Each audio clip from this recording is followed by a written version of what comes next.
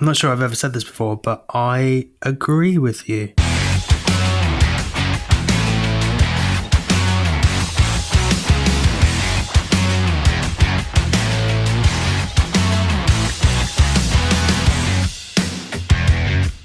Hello everyone and welcome to episode 6 of the Unusual Suspects podcast. Joining me to my left, as usual, is Andy.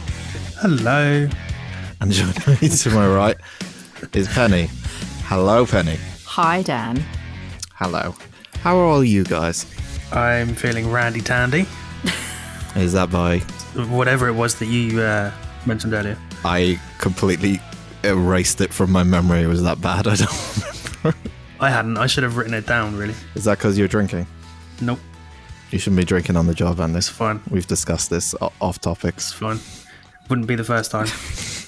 Okay, so today we are going to do a collective little podcast like we did 2 podcasts ago. I can't remember. No one knows. For reasons. We're going to do a little collective podcast where we talk about movies that deserve sequels that they either didn't get or they actually got in the end, and movies that we didn't think deserve sequels that they actually got sequels in the end or didn't. I think we got confused when we discussed this, like how we're going to approach it. I think I'm confused now with you just re-saying it. Oh, I'll someone else say it. I don't know how to put it. Let's talk about sequels. Ta-da! Sequels that we don't like or things we think they deserve them and they most likely didn't get sequels, because that's kind of how the majority of the movies I found were stuff that got sequels and were like... Shouldn't exist. Yeah, like Harry Potter. Oh, you're going straight for it today, aren't you? Wow. Okay, well, I'll start off then. The only reason I say this is that I believe that there's only one... okay, so I know there's a lot of sequels in... I mean, Harry Potter is a it's not even a trilogy. What is it? It's a franchise. There's 7 books. Franchise, yeah. I think there was maybe 1 or 2 more movies that shouldn't have been made. I think, for example, Deathly Hallows, that should have been 1 film. I don't know enough about Harry Potter to agree with you or not. Okay, so Deathly Hallows is the ending too. So the whole franchise finishes on Deathly Hallows Part 1, Deathly Hallows Part 2. And you're saying they could have fitted it all into one? They're both 3.5 hours long, I think, as well. What? Yeah, so like Part 1 is just them in the woods, and then Part 2 is them in Hogwarts actually doing a battle. It's kind of like the Lord of the Rings kind of problem. Which I also haven't watched and don't know enough about. So, hang on. So wait, this is a bigger question. You haven't seen Harry Potter or the Lord of the Rings? I've seen most of Harry Potter because it's always on at Christmas and stuff. Lord of the Rings, I went to the cinema to see the first one and fell asleep and could not give 2 shits about that franchise because I'm the worst nerd. Like when I go to conventions, I feel like I should have a shirt that says, no, I don't like Harry Potter, I don't like Lord of the Rings, I don't like Doctor Who, and I don't like Star Wars. Now we have no listeners. I'm really sorry. We apologise to all. Thanks for listening, everyone. We'll see you next week. Yeah. I liked the Baby Yoda show, so I'm learning. Yeah, I mean, if it helps, I also don't like Lord of the Rings. I watched the first one, thought it was tiresome shit. It's 3 films about walking, it's pointless. He's going to get the Clerks argument coming up. I know it. He really wants to do that scene again. It's at the back of my head. I'm about to drop it out, but I won't. I'll hold it back. Okay, well, I guess in Harry Potter... You can't add anything to this conversation. We just derailed it from Harry Potter to Lord of the Rings. They're just like, okay, from Lord of the Rings example, I also agree that the walking, like the first film is walking, the second film is a battle, and the third film is a bigger battle, and that's it. That's not, they shouldn't have had sequels. That's more, they didn't need as many, right? Well, that's the thing, it's... Part 1 and Part 2 I see as a sequel, especially in the Harry Potter sphere or whatever. So Deathly Hallows is meant to be something that kind of, because it's called Part 1 and Part 2, it ties them together really well. There is a significant thing that happens at the end of Part 1, but it's just, I guess it's the only thing that really matters in Part 1. So that's why I thought Part 1 and 2 should be together. So if you look at it thematically, right, the Harry Potter book is longer than the Lord of the Rings book, and they dragged 3 films out for Lord of the Rings. Yeah. They missed a lot of detail in the Deathly Hallows that was in the book. So there's a lot of scope where they could have expanded it even more, but they didn't. They nearly had the 6th book, Order of the Phoenix, as 2 different films as well. That's not the 6th book, that's the 5th book. Half-Blood Prince. Yeah. I also think the Philosopher's Stone doesn't really need to exist. Even though it's not a sequel. I know it's the introductions to the characters, but nothing happens in it. Nothing happens. You find out who Harry Potter is, and then that film is building character. Yeah, but it's the worst one. It's the worst film. I hate the first one so much. Because they're all really young, and they're not particularly good at acting at that point. Well, that's not my fault. I've sat down to watch and enjoy this film with a bag of popcorn, and I'm watching a bunch of kids try to act, and it's very boring. And I don't like this. That's all I can put it. Fucking imagine getting rid of the first film, starting it in the second one, and being like, who the fuck are these pricks? No, you could just say, oh, they're wizards and witches. They go to magical school. And there you go. And there's some guy called Voldemort. He may come back later. You need to have the characters so people give a shit, right? That's how these things work. But also... Go on. Oh, shit, I've set them off. There's important details in that film that appear again in the last film. Like what? Like the invisibility cloak that you first see and is used probably more than any other time in the first film. But you could put it in the other 7 or 8 film. Well, how many is there? I don't even know now. But yeah. You've also got the Philosopher's Stone, which I think also makes an appearance in... Does it? In the 6th film? In the 6th film, it's one of the Horcruxes, isn't it? So they make reference to the Horcruxes. One of them is Tom Riddle's book, which is destroyed. One of them is the Philosopher's Stone, which is also destroyed. So you have to have that film. Why are we talking about the first film when your argument is the last one? Yeah, we're talking about sequels, not films that shouldn't exist. So anyway, I think it should have less sequel. I'm just saying that there's a lot of stuff. Next, you're going to say there didn't need to be that many Nightmare on Elm Street films, Dan. Moving on. Does anyone else have one for a sequel or against a sequel? Before I get slated. I subjected myself to the 2 Lost Boys sequels. Yeah. Yeah, that's something that not many people know about, I don't think. No, they're both unnecessary. Lost Boys was out in 1987 and the first sequel was 2008. What? Really? Yeah, it's a big gap. I'm sure I looked it up, it said 2008. Does it still have Kiefer Sutherland? No, it has Kiefer Sutherland's attractive half-brother... Jim Sunderland. Angus. Angus Sutherland. And it was out in 2008. It's called Lost Boys: The Tribe, and it's basically the same film. I know Andy hasn't seen it, have you? The Lost Boys, which No. chills me. Have you seen it, Dan? I have, yeah. So yeah, it's basically the same story. The characters are loosely connected to the old characters. I'm pretty sure they don't really talk about the second one that much. They I think I've seen the first sequel. I haven't seen the 2008 or whatever that one is. Yeah, the 2008 is the first sequel, and then 2010 is the second one.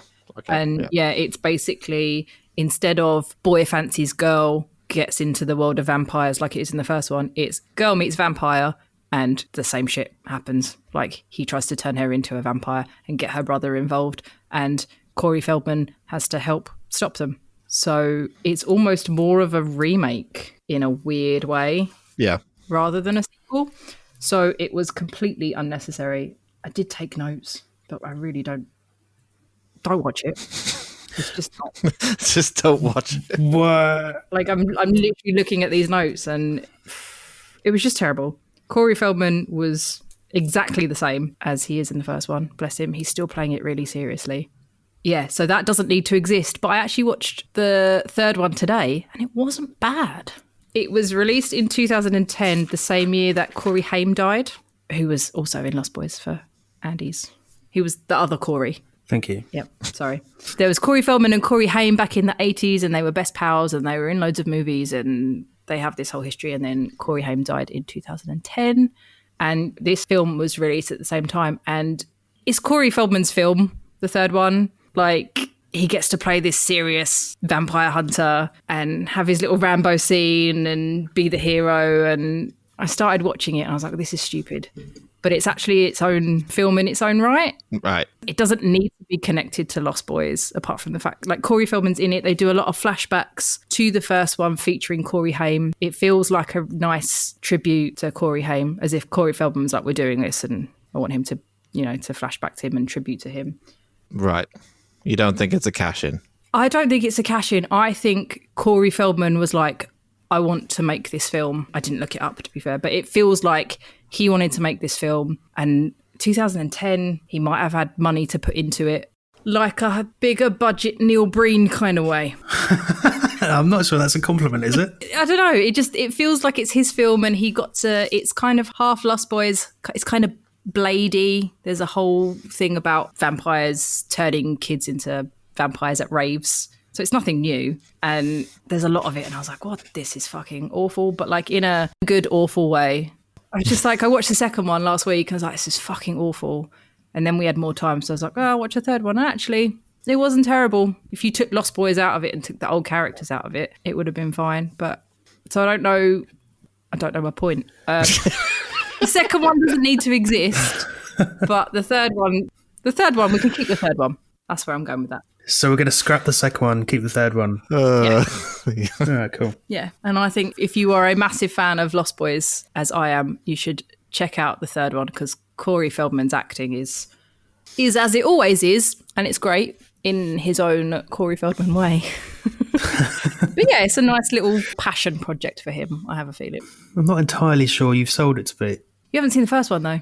Well, that's also true, yeah. Because they also, in the first one, Corey Feldman and Jameson Newlander are the Frog Brothers, and they work in a comic book shop, and they are teenage vampire hunters, and they were told to play it very seriously. He was like, watch Rambo movies, like, take it really seriously, you are vampire hunters. And it comes across as really funny because they are playing it so serious. So Corey Feldman still being that character.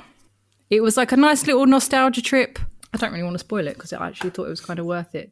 Even though it wasn't anything that's not been done before, there was a nice twist. I think if you wanted to watch a crappy horror movie for an hour and a half, or a crappy vampire movie for an hour and a half, this one would work. Put that on the box. Yeah. All right, Andy, give us one. I want to talk about a film that deserves a sequel before I come back to the other one. I'm going to shit all over. Is it Toy Story? What, a film that deserves a sequel? The film that deserves a sequel... Another one. ...is one of our favourite films, collectively, apart from mine. Oh. Baby Driver. Yes. I don't know if it deserves a sequel, though. I don't think it deserves a sequel, though. Yeah. Let me tell you why you're wrong.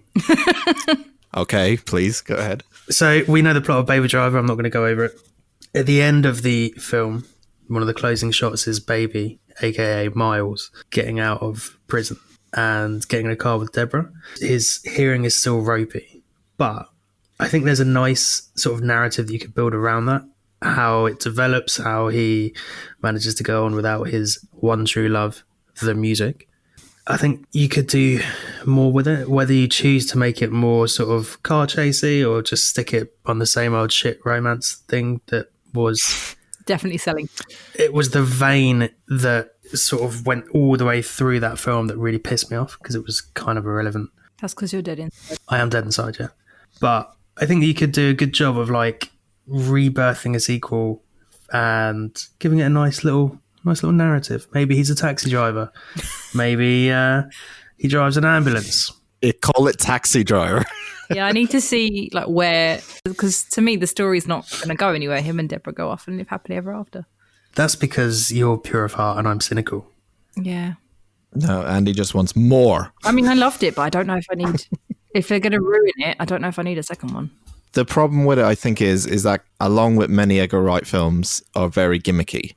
And that film has a gimmick, Yep. which is the music, obviously. And I think that would just, if you make another kind of film like that, that gimmick would wear off a little bit. I agree with you. However, they talk at the end, or in one of her postcards to him, she says, we need to listen to all the songs with Baby in the title. And now they have to listen to all the songs with Miles in the title. So there's plenty of choice that you could pull from. With Miles. Any high-octane songs with Miles in it? I could go for miles and miles. I don't know if that's called Miles, but that's the Who. Okay. There's that one, the one that Penny is. We've got one. Just stick that on repeat and we're sorted. We've got a film. I would walk 500 miles, obviously. Side note about gimmicks. Has anyone watched any movies in 4DX? No. Yes. I saw Baby Driver. Sort of. What do you mean, sort of? Does Disneyland count? No. No, it doesn't. I wasn't expecting that. Well, then, I didn't see Magical Mickey's tour of Disneyland at Disneyland. I honestly thought you were going to say I didn't see Magic Mike, and I thought in 4D that would be one hell of a view. Oh, Jesus. Just people chucking hot dogs at your face the whole time. It'd be ridiculous. Andy, do you know what 4DX is? No. Okay. No, I don't. Hence why I've made the hot dog penis joke. Yep. Continue. Dan loves a penis joke. Cineworld has 4DX. It's in 3D, isn't it? As well. Yep. Yeah, it's in 3D, but the seats move and you get things like air blown in your face and Yeah, just shit thrown at you. water squirted at you. And like if there's bullets, the chair will like punch you in the back. Like it moves and That doesn't sound like good viewing to me. It's not pleasant. no, but so my sister's obsessed with it. So we saw Baby Driver. I've seen Dunkirk. We saw It, which was fucking... Jesus, Dunkirk will be an experience. Holy crap. That sounds horrible. It was quite good because they changed the way the seat moved from when you were in the air and when you were on the boat and on land. But they weren't too that's cool. boaty because I would have got seasick. When you're in the boat and there's obviously sea spray going everywhere, they just chucking water all over you. No, it's in the back of the seat in front of you and it just... In front of you, yeah. Yeah, so like when we went to see it was mostly just used for jump scares and stuff, which was stupid. But when it was raining at the beginning with Georgie, it was kind of spraying out a fine mist over you like it was raining. Because I remember my sister's friend was sat in front of us, because you know how you can't book seats, as we talked about last week, Yeah. when there's a bunch of you, and she put her hood up. Like, but anyway, the first one we went to see was Baby Driver in 4DX, and it's actually really good.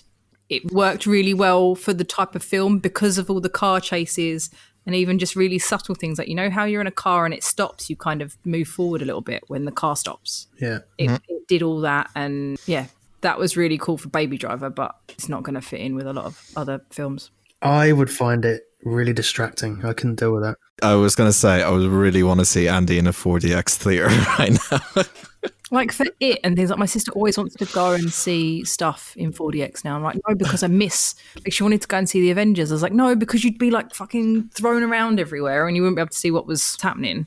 And then it was kind of shit for It because the chair would move along with a jump scare and everyone would go, ah, and then laugh, which kind of took the whole. Yeah, it's a bullshit cheap scare. Yeah. But for Baby Driver, it was actually great with the car chases and stuff like that. I really enjoyed it. Is it not really expensive though?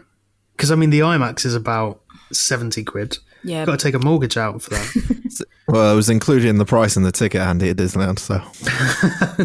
True. It's only 200 quid a day, isn't it? Easy. Getting them deals in.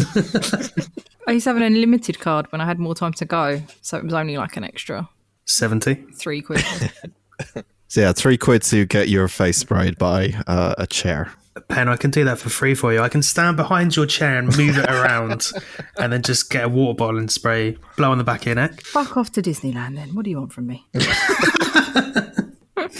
So yeah, I think Baby Driver, I think you could make quite a nice... I know that it's relatively nicely tied together. There's no bows that needs finishing off. And also, he doesn't really do out-and-out sequels. He doesn't, does he? No. I was surprised you didn't say Scott Pilgrim 2. See, I did wonder if you thought I was going to go for that, but it's at the end of the comics anyway, so you can't do anything with it. The comic book series finished at the same time the film did. If anything, the film finished it first. Sorry, nerd. Yeah. Should we keep talking about Scott Pilgrim, or should we just move on? No. Because it's finished in the comics, no one can write any more story ever? Is that how that works? But the whole... Oh, man. Let's change the subject, because I'm going to go down a rabbit hole here. Spy Kids. Fucking Spy Kids sequels should never have been made. Should Spy Kids have been made? I tell you what, I really liked the first one as a young kid. I thought Antonio Banderas and it was pretty cool. I thought it was a really cool concept. and I liked it. And I think Andy did too. I watched it quite recently, and I really enjoyed it. There you go. In fact, I think I watched it twice in a week. It's actually really bad, but it's actually it's a bad, so bad it's good kind of thing. A little bit. But then, how old were you when you watched the sequels? Does that not have something to do with it, or no? Straight after. Oh, okay. I went to the cinema as soon as it came out. I was so excited to see Spy Kids 2. I'm too old for Spy Kids. I did the same. Yeah, and then Spy Kids 3D. Whoa, we got to make it 3D since it's 3. That was terrible. The fourth one was even worse. The fourth one had Sylvester Stallone. Yeah. The fourth one, is that the Shark Boy? And I don't even remember that one. No. Same guy. There's unrelated. Unrelated. I'm related in that universe. But yeah, I've seen the second one and 3D. And I don't even want to watch the fourth. But yeah, I don't even think... Is Antonio Banderas in the second one? Yeah. He is. Yeah, he is. Is he? Yeah. He's not in the third one. No, he's not. Well, he might be. I'm not sure. No. Do you know why I haven't seen Spy Kids? Because it came out when I was 16. Yeah. That would do it. Yep. Sorry to make you feel old. It's fine. I'm just like, I can't put in with Harry Potter. I can't put in with Lord of the Rings. I can't say anything about Spy Kids. I feel like I'm missing. All these things kids are watching. Antonio Banderas is in the third one.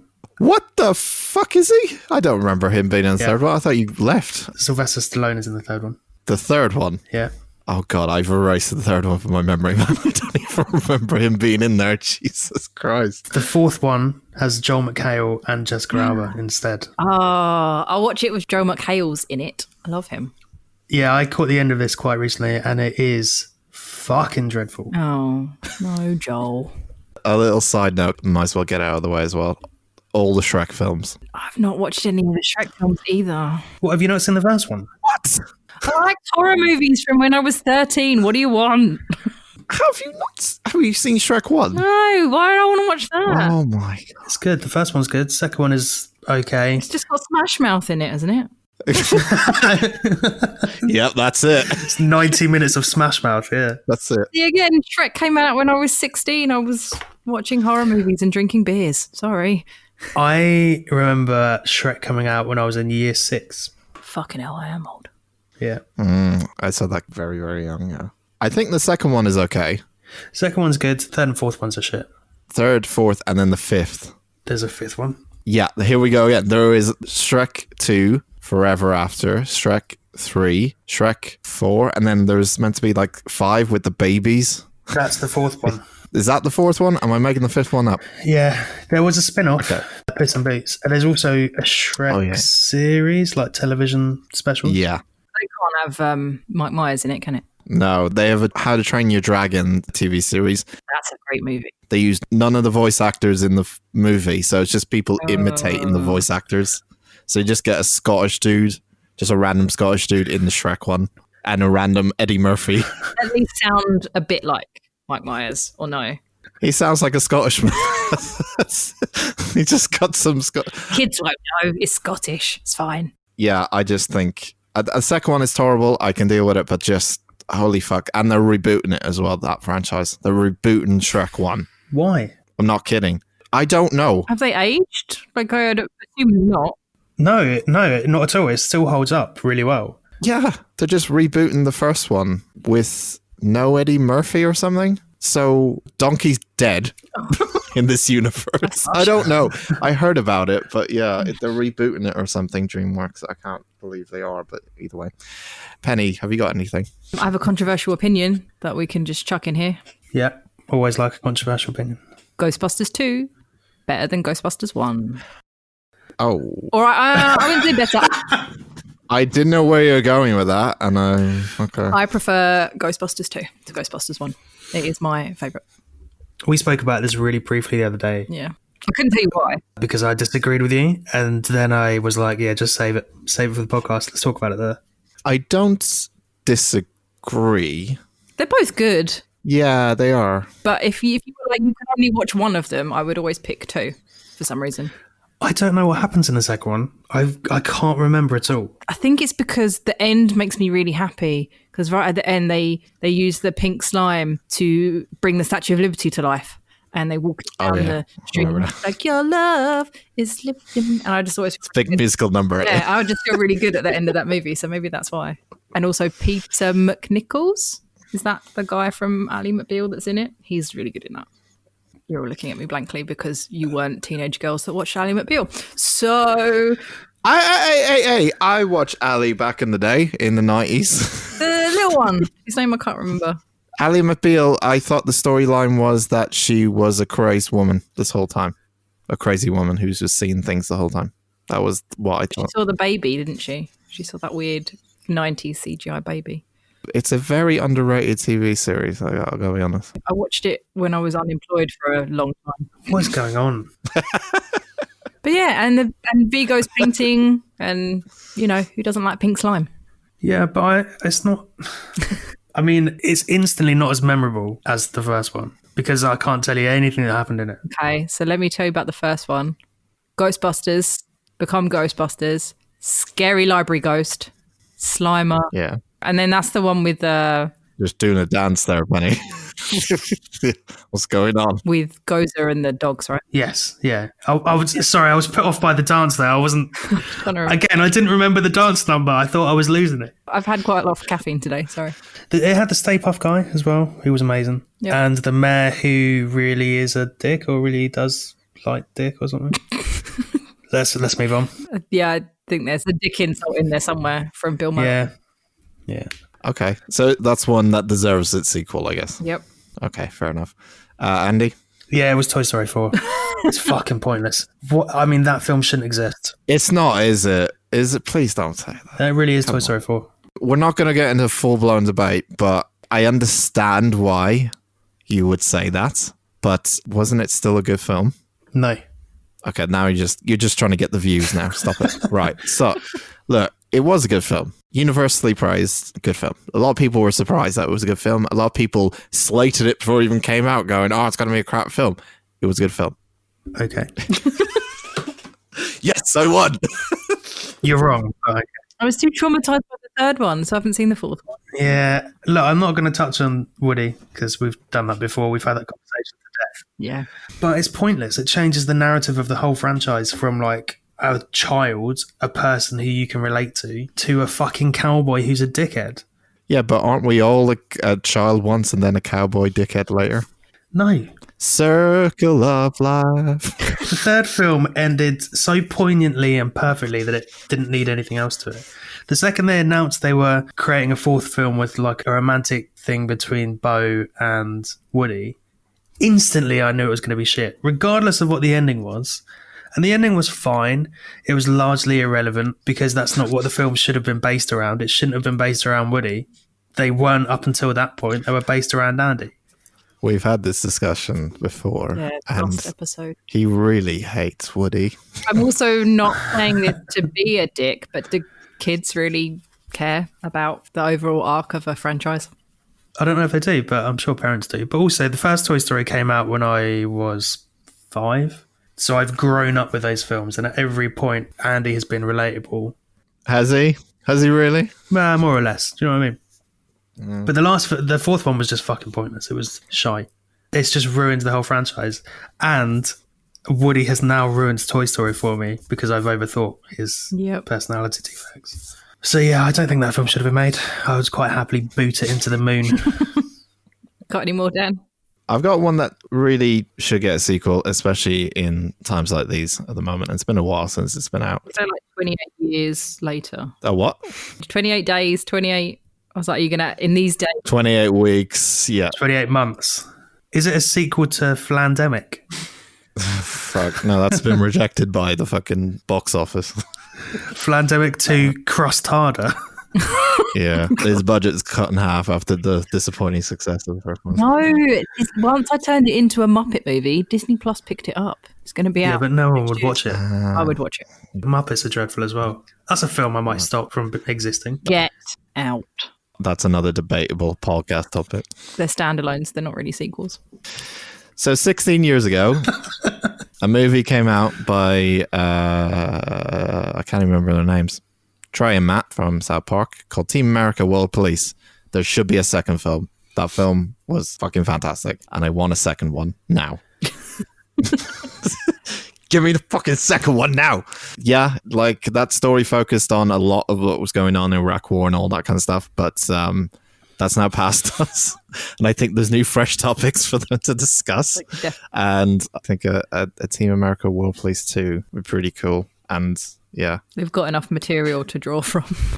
Yeah. I'm not sure I've ever said this before, but I agree with you. Oh. Wow, I thought you wouldn't. Well, if we had a soundboard, yay, we all agree. I'll find something. A very polite golf club there, thank you. A golf club. Yeah, I mean, can you imagine like a puppet version of Trump? It'd be fantastic, wouldn't it? That's the only reason I would watch that film, is just to see a puppet version of Trump. Because they would do the same thing with Trump that they did with Kim Jong-il in that film. Yeah.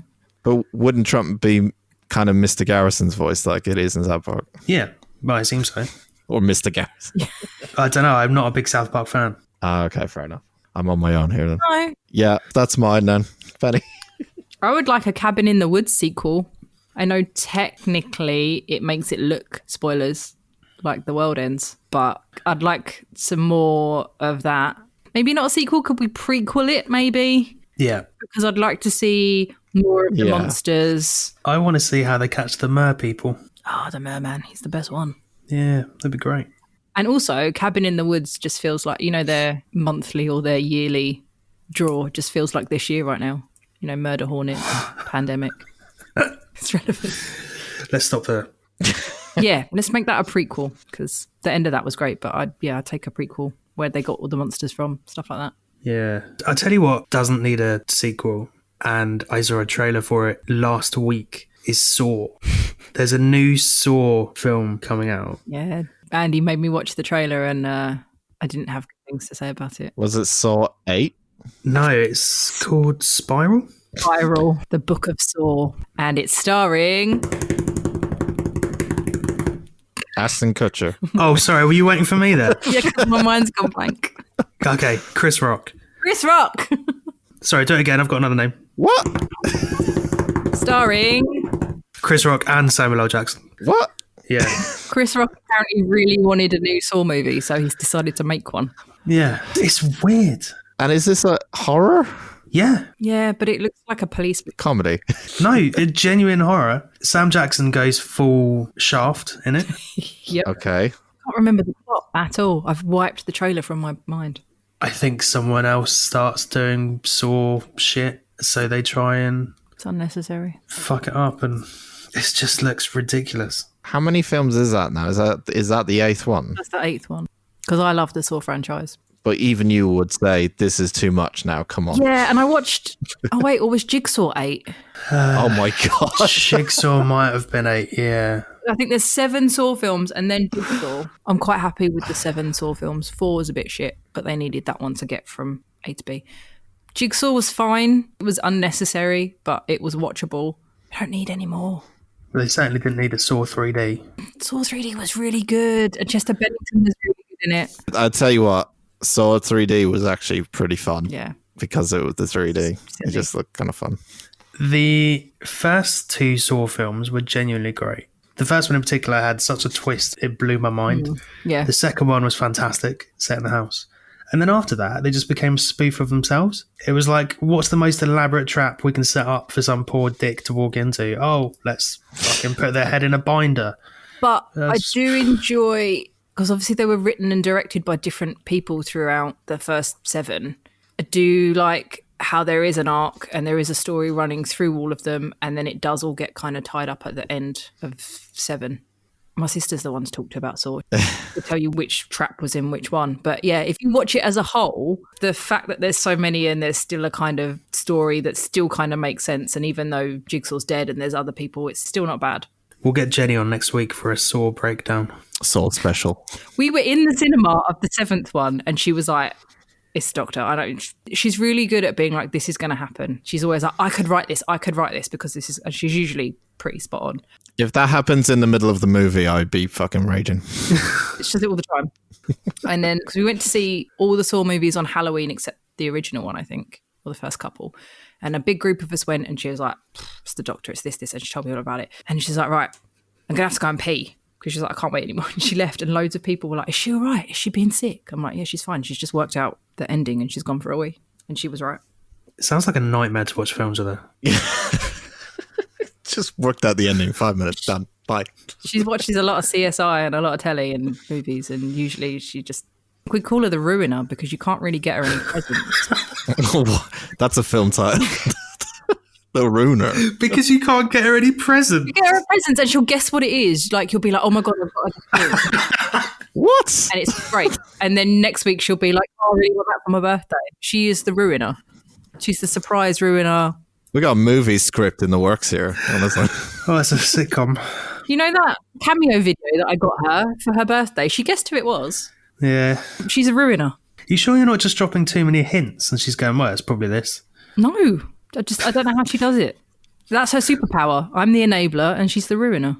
The Ruiner coming to cinemas this January. They sit in the cinema next to you and tell you what's going to happen at the end. What happens when you can't go to the cinema and someone is ruining it for you out loud? What happens when they can guess your gifts and presents underneath the Christmas tree at Christmas? Oh my God. Part of me is just already like, am I going to cut all of this out? I like it. But yeah, we don't need another Saw movie. I'm with you on that one. Yeah. Any more, Annie? No, I've got nothing else to add. It's controversial. I'm going to make it quick because I know there's going to be a lot of hate and I'm expecting a lot of letter bombs through the mail any second once I say this. The whole MCU. And that was it for this week. We'll see you all next week. Yeah, I'm biting my tongue on this. How can you not, just because you don't like it, how can you not? It is a topic for a very special podcast.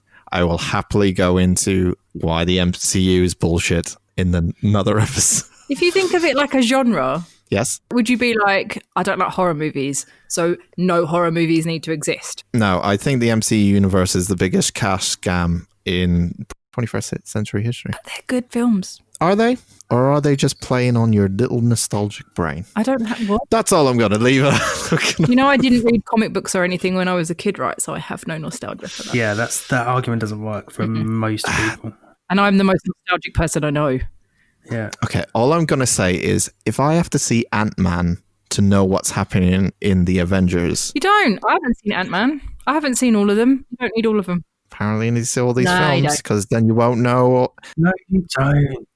I haven't seen Ant-Man. I haven't seen Captain Marvel. I haven't seen any of the Captain America movies. Which is annoying because they're the best ones generally. I do need to watch. But they're all in the film, right? In the Avengers? They're all in it at the end. But I don't need to have watched Captain America's origin story for him to be a good guy in the new story. No, you don't. You don't have to watch any of them. I don't know Ant-Man's origin story, but he can just be in it. You could literally just watch Avengers, Infinity War, and then Endgame, and you can just break it up like that. Yeah. But if you're someone who likes Easter eggs and likes long-form narratives, and as someone who plays a lot of RPGs, Dan, I'm surprised at you. It's a bonus because you get to see all these characters progress. Yeah. I have not watched all of them. I don't need all of them. I definitely don't need any of the Guardians of the Galaxy movie because I hate Chris Pratt. So there's another controversial opinion to go with yours. We're opening this can of worms again, aren't we, Paddy? I know, but Things we don't like about the MCU on the next episode. yeah, we will have to have a Why is Dan Wrong About the MCU special edition podcast. Look, I will have an Unusual Suspects Court special episode if you want. One of us to be judge and then one of us to be prosecutor, and, you know, I'm happy to do that. I mean, you would have to be the prosecutor because you're against it. Penn seems relatively neutral. I'm happy to defend it. I'm happy to hear your opinions, but I'm not agreeing with you that you need to see them all because you don't. But bring forth other arguments. Then why make them? Well, why make anything? Why make Spy Kids? For money. Movies are for money. So you can't say it's a cash grab. Exactly. And it brought full circle to my point. Movies are just for money. But they wouldn't make any money if it didn't make people happy. Otherwise, it's like Neil fucking Breen doing fuck all, making nothing. Don't you dare bring his name into this conversation. children. Don't you dare. I'll prosecute you, motherfucker. Don't make me turn this podcast around. I've got Neil Breen's special coming up in a couple of weeks. Don't you dare. So other sequels that don't need to exist that I have seen, but not for a really long time. See what I did there? American Psycho 2. Ugh. I still haven't seen that, and I don't want to. Yeah. I have seen it. I was going to watch it before I remembered the Lost Boys sequels. Starring Mila Kunis, she's the psycho. Can't remember why. And S. Darko. There is a sequel to Donnie Darko, which I've also seen, and I cannot remember a single thing about. What? I remember when S. Darko came out and it got absolutely slated. It wasn't good. Should I do a quick IMDb? A side note, if you do get Disney Plus, you just realize how many hit films actually got sequel. Like Bambi 2. That's direct-to-video stuff for kids, isn't it? Yeah, there was The Lion King 2 and 3. Yeah. And I think a fourth. I don't know what your point is. 2 was good with Nala. They had like a lion with like a black mane, but he was good, not like Scar, because he's one of my favourite voice actors. And there's a Pocahontas too. Hang on. I don't know what your point is, because surely by that narrative, they shouldn't make any Studio Ghibli films, because they make money. So They don't make sequels. yeah, but they shouldn't make any at all, because it's still a brand, isn't it? Studio Ghibli is the same as MCU. Oh, we're still going on about MC. Ant-Man isn't a sequel to Thor. Yeah. No, guys, let's leave it for another time now, because we'll be here forever. Let's leave it for another time. S. Darko. Yeah. Donnie Darko's little sister Samantha and her best friend Corey are on a cross-country road trip, but soon find themselves entangled in a dangerous glitch in the time-space continuum. There you go. Probably shouldn't exist. IMDb gives it 3.6 out of 10. Ouch. That's a low. Also, I've just remembered Boondock Saints 2 should not exist. I own it on DVD. I watched it once and nearly ripped my eyes out. Terrible movie. I've got it as well. I might watch it this week. I think I've chucked it out since I've moved, but awful. First one was amazing. The first one was weird. Yeah, but great. It's very of its time, innit? It's Yeah. very 90s. The more interesting story is about the director, who's fucking off the wall. He made the Boondock Saints, thought he was the big bollocks, and then treated everyone like shit, and then couldn't get another film. I can't remember what his name is, but there is a documentary about him. Any other ones? No. Wouldn't mind seeing another Us. Don't know how that would work, but I really enjoyed Us. This is me scraping the barrel. What movies did I like that I'd watch again? I really would like to see another Hereditary sequel. This is another one for Unusual Suspects Court, me and Penny. I can't be impartial on that one. That's fine. You can be the defendant or the prosecutor. I'll be the judge. That'd be a great sequel. There can be another one. I just don't want to watch it. It'd be a great sequel. I think it'd be fun to see how everyone's going in the family. I'd like to see a sequel to Demolition Man, Oh, yeah. because I want to know what they do with the shells. I want them to explain it. Like, do you use the shell? Carry on. I'm not going to talk about. Oh, Bill and Ted's Bogus Journey should not exist. Yes.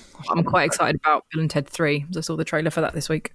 Yeah. It'd be awful. Yeah, it's just weird seeing Keanu Reeves go, yo, man, whoa, it's crazy. Yeah, it doesn't suit him. Yeah, was it 35 years ago, the first film? First one's amazing. And yeah, Bogus Journey is let's play board games with death. And that's all I remember. Hey, take it easy, man. Allow me to introduce myself. My name is Cork. I'm kind of like the leader in here. Over here, the pile of rocks waving at you. Here. Yeah, I'm actually a thing. I'm a being. This is my very good friend over here, Meek. He's an insect and has nice hands. I'm made of rocks, as you can see, but don't let that intimidate you. You don't need to be afraid unless you're made of scissors. So, movies out of the hat. Every week, pull out a movie out of the hat, and then we discuss it on the next week's podcast. And this week, we are discussing District 9, which is a film that came out, why am I talking like this, in 2009. Now I feel old. It's 11 years old. Holy shit.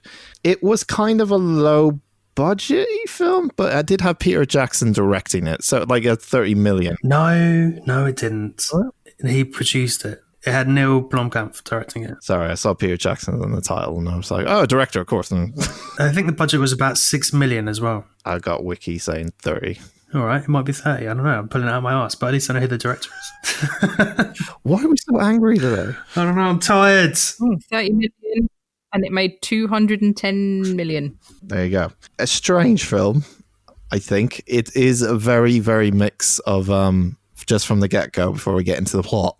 It kind of starts off with like a mockumentary style, as in it's a documentary, but it's a mock. If people don't know. And then it kind of transforms into like a scary film, and then it's... Some people might not know what mockumentary is. I'm trying to educate the listeners. We talked about it 2 weeks ago when we were doing Behind the Mask. Oh, of course, yeah. Dan should have a little segment, just a little where he explains film terms for people that want to listen to a film podcast but don't know the film terms. Or a separate segment. please. What's Dan forgotten this week? Can we call it Dan sucking eggs? Video podcast, surely. Yeah, do you have to do it whilst eating a boiled egg? Because I'll be honest, I would watch that. Oh man, we got video content right. Making notes already. So it's essentially an alien invasion film, but it's probably not in the same tone as many alien invasion films are usually set. Having said that, I actually watched Arrival, if anyone's seen that. Slight detour recently, and that's kind of like, it's not really an alien invasion film, it's kind of done in a different way. But This is a sci-fi version of the apartheid in South Africa, though, isn't it? Yeah, essentially, very much so.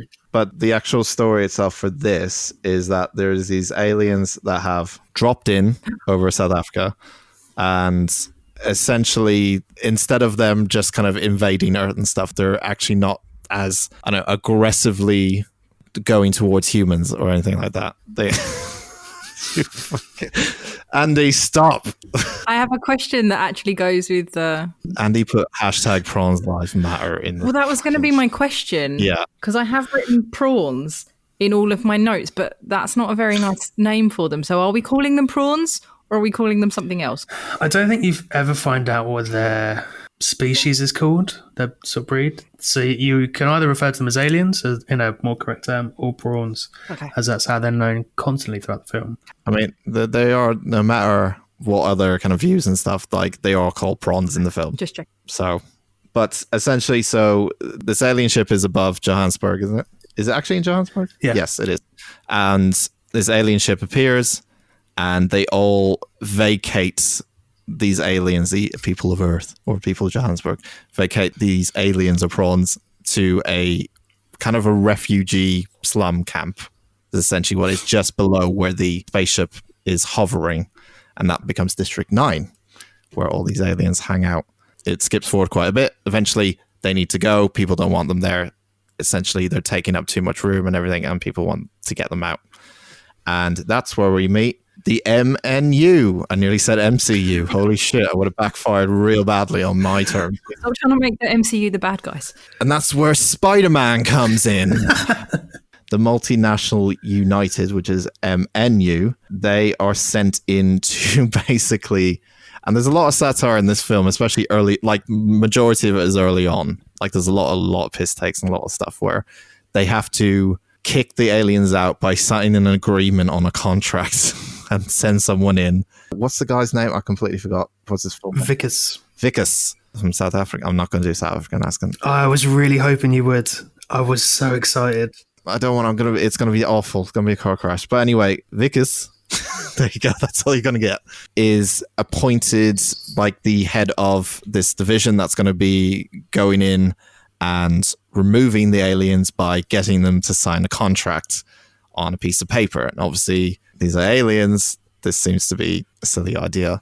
And they, as soon as they get in, obviously, they are just kind of met with abuse by the aliens and they don't want to sign it.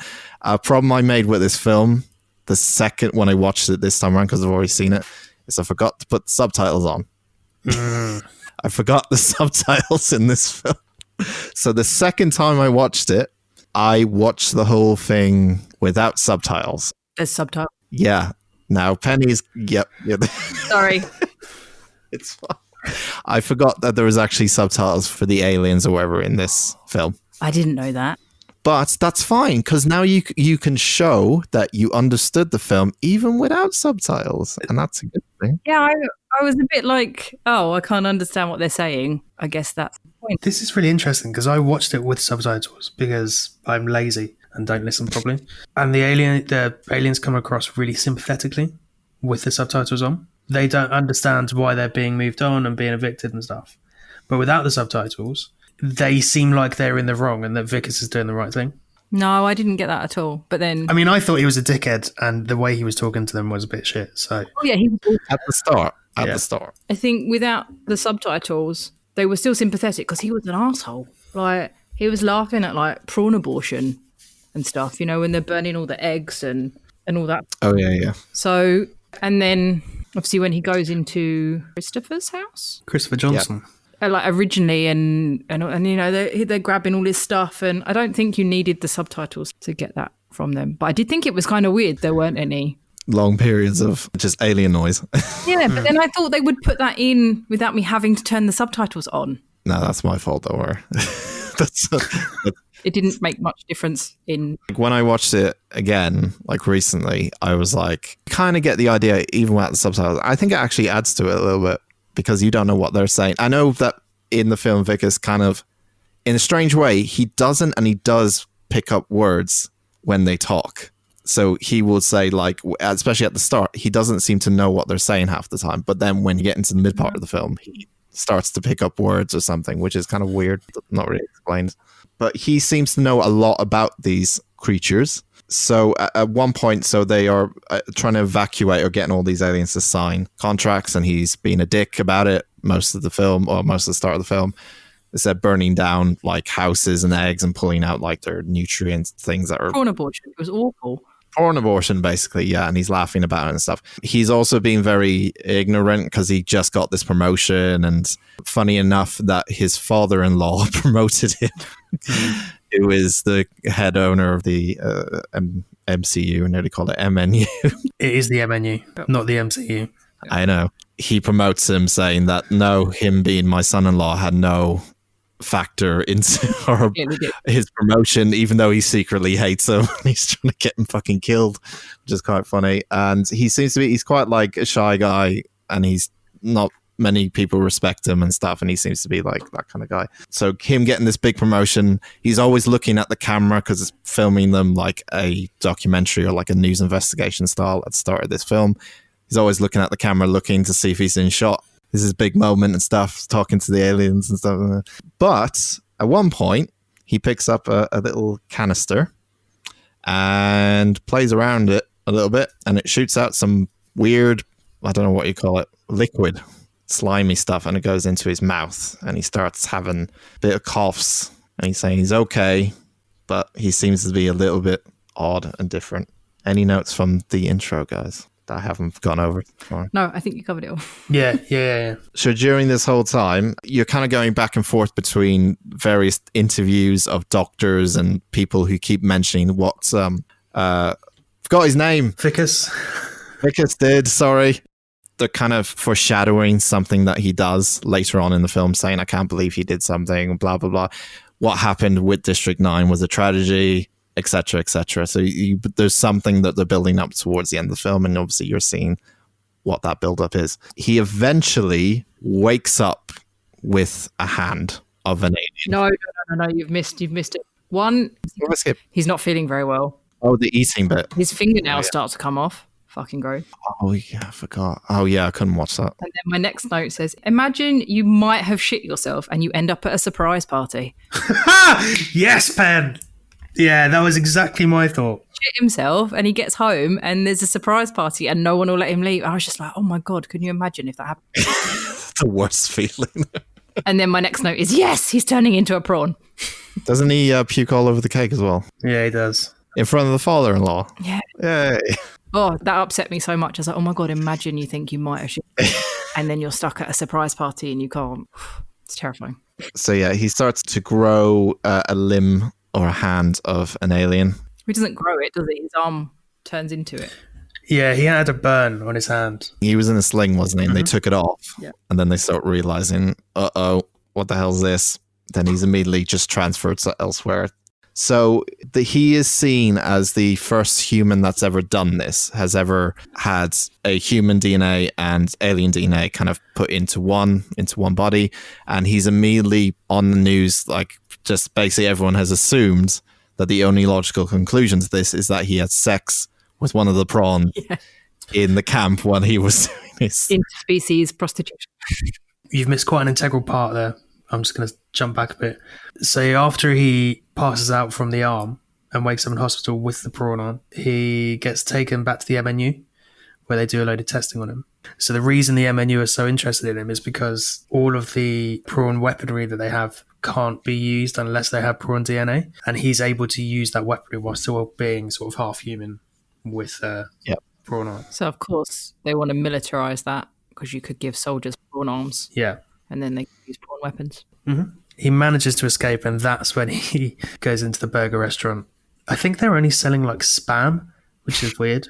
I found it interesting, like, because he's so awful at the beginning. It is mostly because he's ignorant, but he's, you know, making jokes about the prawns and being pretty prawnist, racist against them.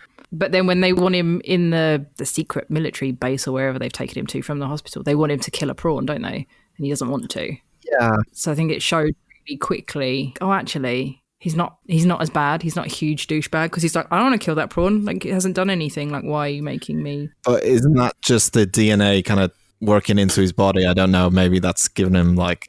It might have been the same if they put a person in front of him, though. He just might not have wanted to shoot anything that was living. They had dead pigs that he was shooting at. If it was a live pig, can't imagine he would have wanted to do it. I mean, obviously, I assume, you know, at this point, he's like anti-prawn, but, you know, if he's going to get prawn bits, the arc is that he's going to understand them and befriend them and all that sort of stuff. But I thought they did it super quickly to be like, actually, he's not really a jerk. He's just an idiot. Yeah. But so he escapes from the MNU, and that's when everyone tells him that he's been banging prawns. I mean, you'd be pretty upset if that was the rumour about you. What I found really weird is that they had pictures of him like mid-intercourse with prawns, obviously photoshopped. Yeah. But why would you put that on the news? Just say, oh, he's been involved in like solicit activities with these species. You wouldn't have like a picture of him fucking mid-go, would you? Nobody photoshopped Cameron with a pig head and put it on the news, did they? Because that would have been good. Yeah, you'd be in jail for that, wouldn't you? Yeah. That was a better example than what I was thinking of, I'll be honest. I'm keeping it to myself. Wickes, David Cameron. So also during this time as well, which is kind of important, is they believe that the alien spaceship can't leave because a module from some footage they found fell from the alien spaceship, which means the spaceship can't actually get anywhere. So it's always there because this module fell from the spaceship and no one knows where it is. I guess it's somewhere in District 9. So he starts to, I think this is the time he goes into the hospital as well. He goes into the hospital and they're about to amputate. They start taking bits and pieces off of him. They're going to try take his hand off, but essentially they say, well, we're going to go for the heart.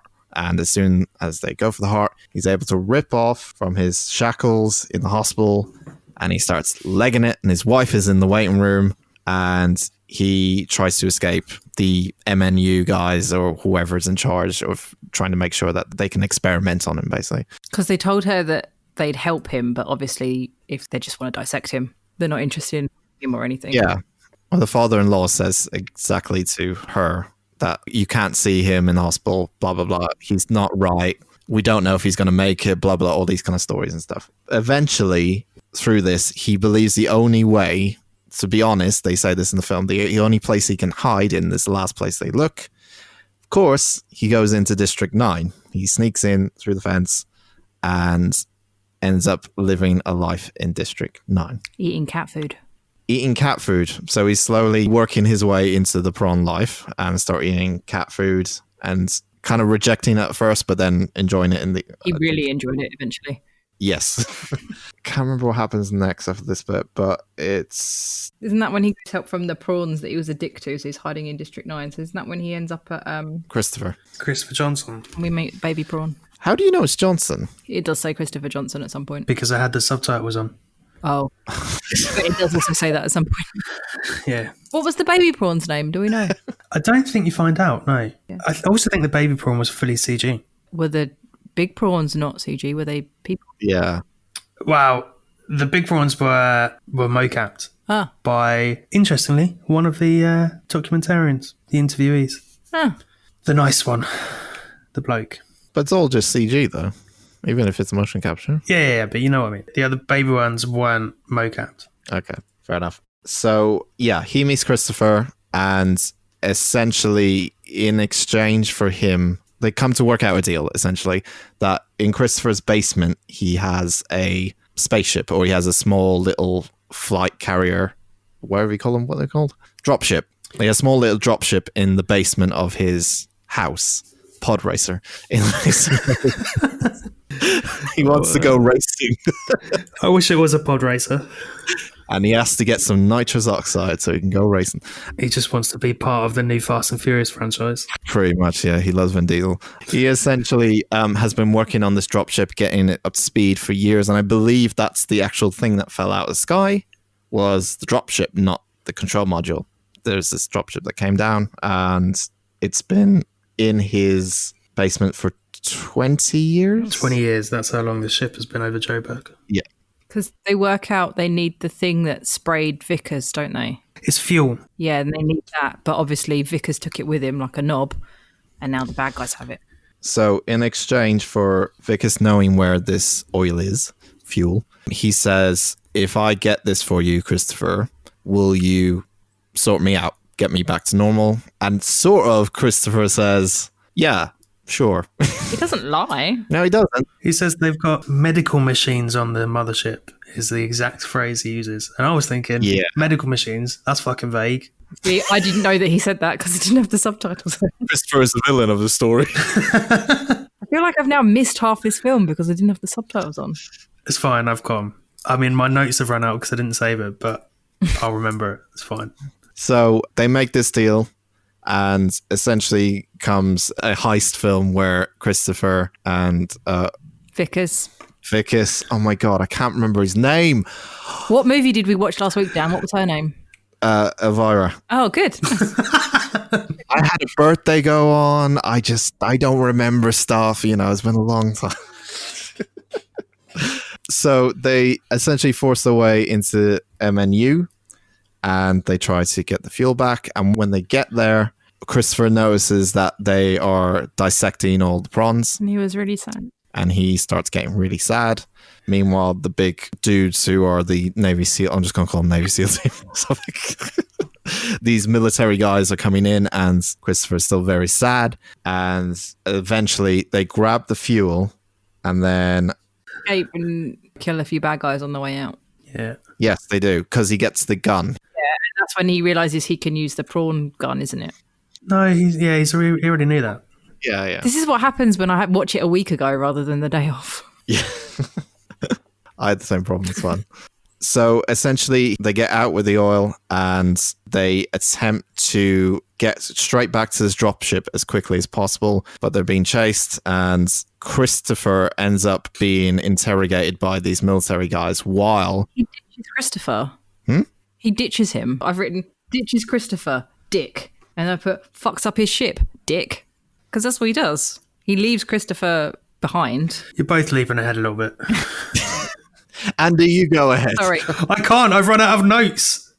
You've run out of notes. You didn't save them. So I didn't. I've only got 1,000 words instead of 4, yeah.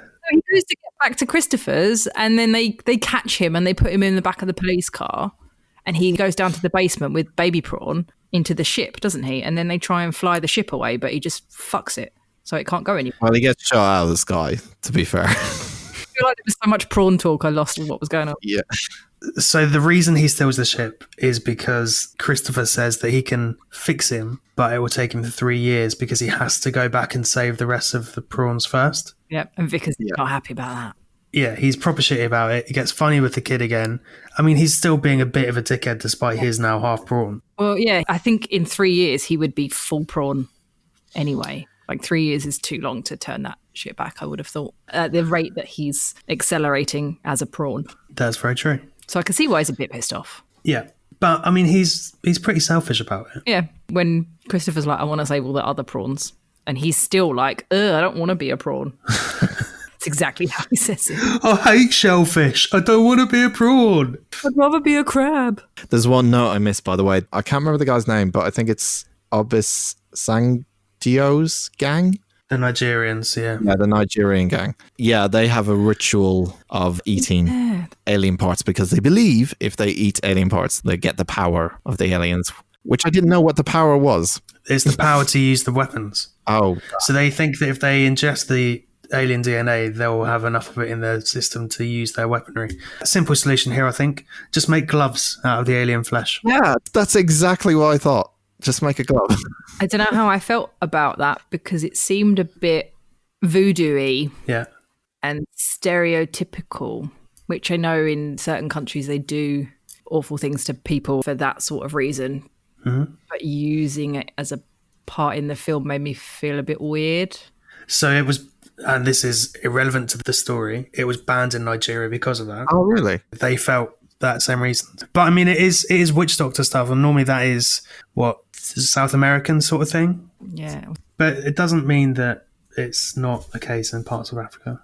No. I wonder if, because I did see it as like, especially at the beginning, you know, they're rounding up a certain type of species and putting them in slums, and it was all, like we said, a bit like the apartheid. To then include that as well was slightly insensitive. I didn't feel comfortable with that bit, put it that way. Yeah. I think they're just trying to add another layer to it. Yeah. I'm with Nigeria. They were kind of neutral. They were against the humans. I say that. They are humans, obviously. But they weren't against them or the prawns. So they were sort of like a neutral character within. Yeah. So the dropship gets shut down. And while this is happening, Christopher's been taken away, and CJ is the kid's name. Oh, CJ Prawn. Is it CJ? It is CJ, yeah. You sure you're not just shortening Christopher Johnson? I just looked it up on Wikipedia. You can find it on there. CJ. All right. Okay. Because it says, meanwhile, CJ remaining hidden in the dropship, which Christopher wasn't. So that's CJ. Okay. I believe you. So CJ is still in the dropship. I think Wickus is... Oh, he's been captured by the gang, Nigerians, and they are trying to cut his body up or trying to figure out how he does what he does. Why is he able to turn into an alien and stuff like that? They want to eat his arm Yeah. to ingest the power. This is fucking weird. Yeah, they're going to cut it off. And are they even going to cut it off? How were they going to cut it off? They had big machetes. Oh, they were going to cut it off, not just go straight in and like, nom, nom, nom. No, they weren't just going to chew it off the bone whilst he's still alive. That's fucked up. That's weird. I've watched a lot more horror movies. She's seen a lot more horror. Yeah, everything that you watch, you have to sort of put a little horror twist on it, don't you? Like, yeah, they were going to flay him and then chew his meat off the bone whilst he's still kicking and screaming. No, they were just going to cut his arm off. So CJ in the dropship manages to remotely activate a mechanized battle suit. Iron Prawn does whatever an Iron Prawn can. You're singing the theme to Spider-Man there. I know, because Yes, Andy. it's a bit from Biodome and I can't. Sorry. I am Iron Prawn. Da-na-na-na-na-na. Iron Prawn. Better? That's much better. Thank you. We apologize to all Iron Prawn fans. I'm an Iron Prawn fan. That was my favourite bit of the movie. I thought the mech looked a bit like Divas from Overwatch. So that's all I've got to add. I'm really painting myself as the nerd here. In fact, specifically, it looks like the scavenger suit. Oh, for God's sake. Stop talking about video games for once. Jesus. Right, anyway. I've had a drink. So he activates its suit, and Wickus actually manages to get into this and basically starts mowing the fuck everyone down in this suit. In the meantime, this is buying time for Christopher and CJ to escape. And Christopher says to Wickus, he says, I promise to come back in 3 years to heal you. Oh. Which at this point, he's kind of fucked. I was thinking, like, he's already gone to jail at this point. Like, he's gone. Like, there's no hope in coming back. I felt like it's a little bit of a sweet thing that he says, I'll come back after 3 years and heal you. You know why it's going to take 3 years? Because he has to get everyone out. He has to go back to a home planet, and then Gotcha. they will retrieve them. We don't really know what happens in 3 years, I think, do we? No, we don't. Should have a sequel. What happens after 3 years? District 9.5 weeks. Later. I don't know what's wrong with me today. I haven't had a drink. Fuck it out. I've had some orange juice and I'm hungover. So there you go.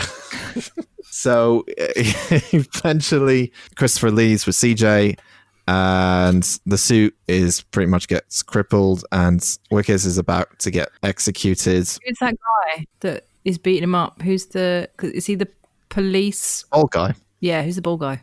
Kubus. He's from the M menu, isn't he? Yeah, he's like their military guy. He looks like a military guy. I think all his movie roles are just military presence.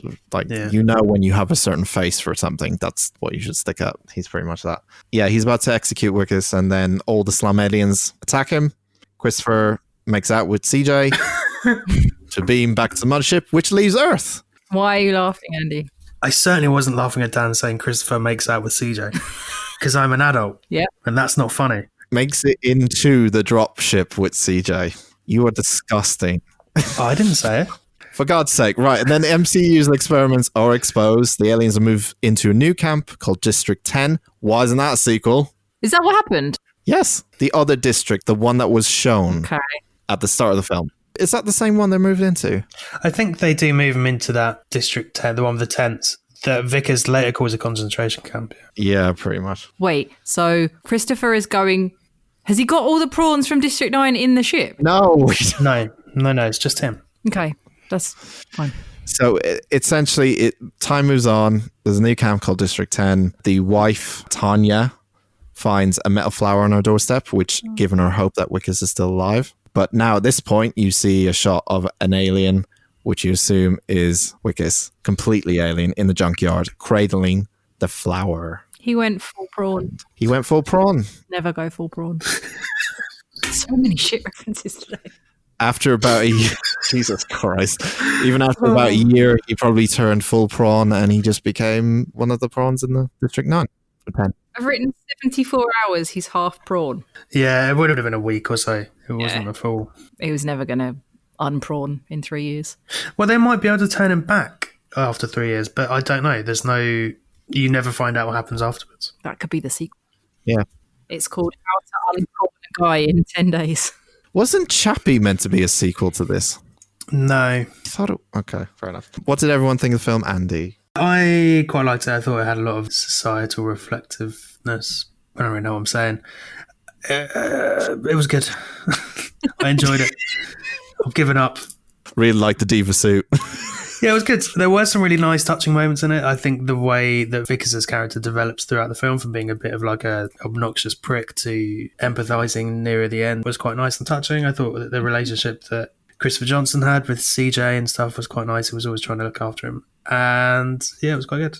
Looks fantastic for, a relatively low budget film. Yeah, it still holds up. Yeah. Definitely. CGI is pretty good. Yeah, well written, well acted. Yeah, good.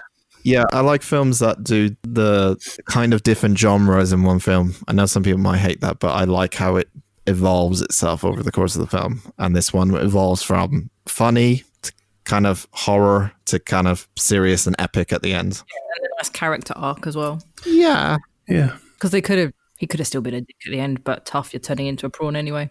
So it's nice that he didn't do that. Yeah, he kind of just accepted what he's become. So he's just like, yeah, you guys go. But yeah, it takes a while to like him, main character. But yeah, I think at the end of it, it's quite powerful ending and stuff. But yeah, I like it. It was on my list, so I like this film. Penny? I liked it, but I feel now like I've missed a lot of it. Subtitles on. You haven't missed that much. Well, I feel like I dropped in and out a bit when there was a lot of prawn talk. I got because I didn't know what they were saying. Prawn Talk, of course, is their version of Jeremy Kyle. Prawn Talk. Nice Prawn Talk. I should have texted you and gone, why don't they have subtitles for the prawns? But I'm surprised you didn't. It was on Netflix. I watched it on Netflix. Other streaming services are available. oh no, I watched it on the Usual Suspects Danflix. streaming service. I liked it. It was a week ago. Oh, that's it, is it? What a great week. As we're starting to learn, I am very boxed in with my choice of genres. So it is not something that I would normally watch. But yeah, I enjoyed it more than the Lost Boys sequels. So there you go. What a compliment. That's high praise. It was fine. I maybe would watch it again with the subtitles probably not. It looked great. And like Andy said, the arc was nice and it was very topical. Even though it's aliens, this basically goes on with people. Yeah, metaphoric. Yeah, reflective, I thought it was. I enjoyed it. Scores, Andy. I feel like I'm always giving this, but I'm going to go for a 7. It's the standard Andy score. Yeah. 7 out of 10. I'll give it an 8. I'm going to give it 7. Would have been an 8 if they tried to just eat his arm off from the bone. There you go. Of course it would have, yeah. Of course. Just want some horror in there. Not enough jump scares.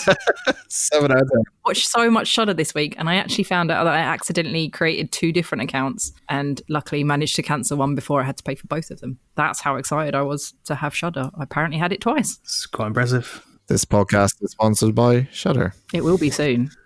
She has 2 accounts. How much more do you want? Shudder, give me a third one for free. First time you come in, there'll always be a little bit of tension happening between us. Yeah, sure. Hey, footsack there, you can't eat that, man. The prawn likes to eat the rubber. Bring us sort of like a marshmallow. No, don't prod him. Don't prod him like that. Don't prod him. You see now, breaking the rules. Stay gone. On that note, let's pull something out of the magical hat for next week. And oh fuck.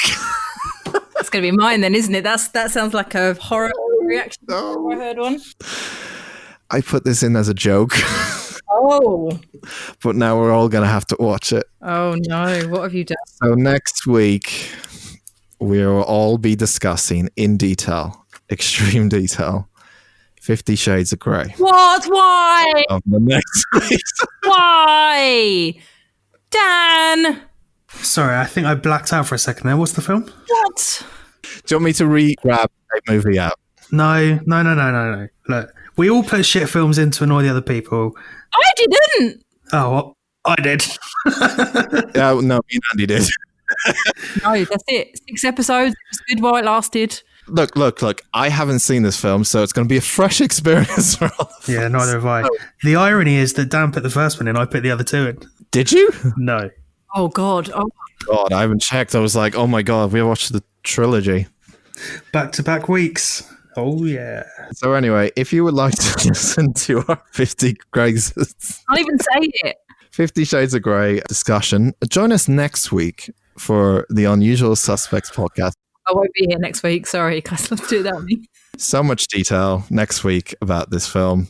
I cannot wait to discuss Mr. Grey and the girl's name. I can't remember. Danielle Steele. Fanny O'Steele. Is that her character name? Yeah, Danielle Steele, I think. Oh, And how do you know that? I said Fanny O'Steele. Oh, no. It's Anastasia. Danielle Steele's an author. So you thought I said Fanny O'Steele? Fuck me, that's... That's not even hiding it, is it? No, that's what I thought you... I didn't know you'd bring up like a trashy romance novelist like Danielle Steele. Well, neither did I. I pulled ironically out of my hat. So you thought it was Fanny O'Neill... No, O'Steele. O'Steele and potentially Dick Gray. Can't believe you're making us watch this. You can find our podcast on Spotify, Apple Podcasts, and other various podcatchers. Penny, can you tell us what our socials are, please?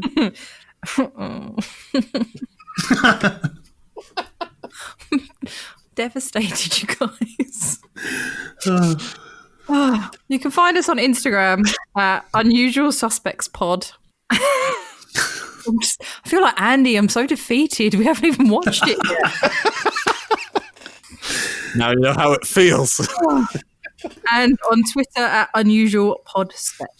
Look, it might be good. We might actually like it and rate it like the second highest rating film that we watch. I can't see that happening. I'd be intrigued to see the score. Did anyone listen to Radio 1 when they used to read out bits of the book? It's so badly written that they couldn't even read it. So I can't imagine the movie is any better. And I'm going to have a lot of problems with the supposed BDSM and kink communities in this, aren't I? Yeah. We apologise to the kink communities. Oh, that's what I mean. I'm all on that side, and I feel like this is going to upset me with its inaccuracies. I think I'm going to struggle to watch this without thinking about middle-aged women in the cinema. So that's going to be fun. What, just having a good time? Yeah. Imagine how much extra cleaning there was under those seats. I'm going to put in that clip. My Twitter is at Dan Talks a Lot. Mine's Penny_photopit. See, my brain can't even function anymore with the thought of this. And Andy's is Old Women Or Us. At Joyce's21. Not sure if Penn gave out the podcast Twitter in the end because she got too distracted. Yep. But it is Unusual Pod Spec. Mm-hmm. Thank you very much, everyone, for joining us. We are all looking forward to next week, as you can tell. We're all a little deflated after that announcement, but I'm sure we'll perk right up again. Giggity. If you like puns, there's going to be a lot next week. Honestly, it's going to be fantastic. It's goodbye from me. They've both gone. They've collapsed. So I will say it. Goodbye, everyone. Thanks for listening.